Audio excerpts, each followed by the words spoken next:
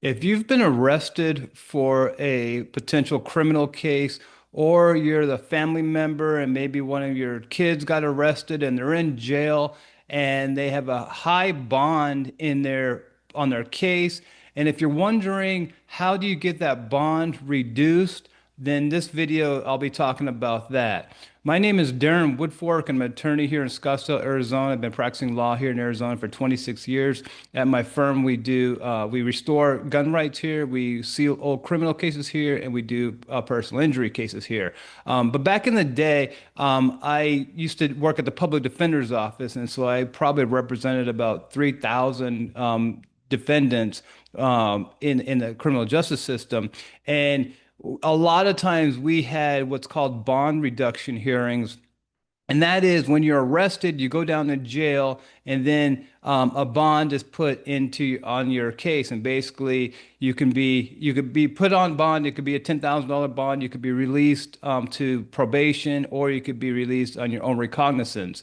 But if your bond is high, then you're going to want to know if you can get that reduced. And that's what this video is about. And here's what kind of like the judges look at. So you're going to go in front of the judge to get a bond reduction. Well, you're going to file a motion to have your bond reduced. And when that motion is heard in court, the judge is going to be looking at some factors. And some of these factors in the law in Arizona. And the judge is going to look at basically, first of all, they're going to look at like the danger of the community if they let you out. And so a lot of that's going to depend on what you're charged with. If there's like a gang allegation or something like that, or if it's an assault case or it's a weapon case, then that's going to weigh in the favor of not reducing the bond because the judge is going to think that that's a danger to society if you get out. One of the things I will mention though, under Arizona law and Arizona case law and Arizona statute, the presumption is you're supposed to be released on on your own recognizance, all things being equal, because the whole point is that the bond is only there to make sure you show up for court. That's what it's supposed to be. It's not supposed to be punitive. It's not supposed to be anything but to assure that the person comes to court and addresses the charges. So that's what's kind of overriding all this. But anyway, so that's kind of what the judge knows that also. And so one of the things is, again, the first thing is the judge is looking at the safety or the danger to the community if they let you out. The next thing the judge looks at is like your flight risk. What's the risk of you leaving the court's jurisdiction and never coming back? That is one of those things where they're looking at the incentives of you, of what's your incentive to leave.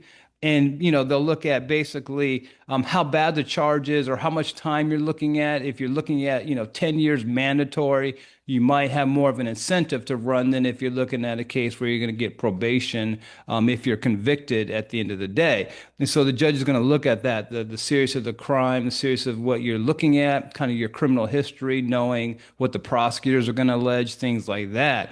So the judge is going to look at your flight risk. And then if the judge thinks that that's too much, they won't lower the bond.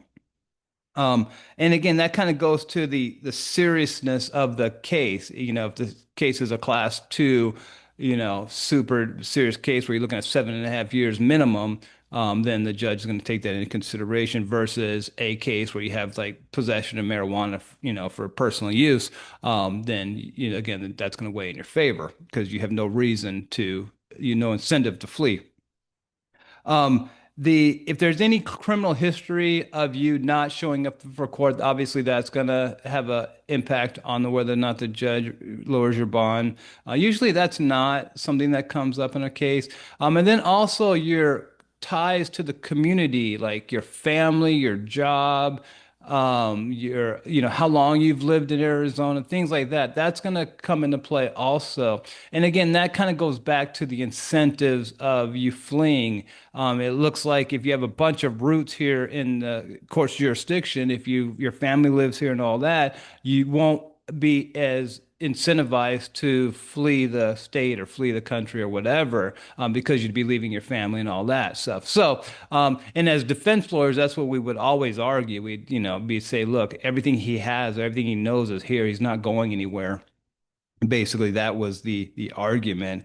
Um, Also, another thing that the judge is going to take into account is the victim. If there's a victim in the case and the victim can show up at the release hearing, and they can be heard, and if they say something that the judge doesn't like or whatever, then that'll be a factor for you not being released.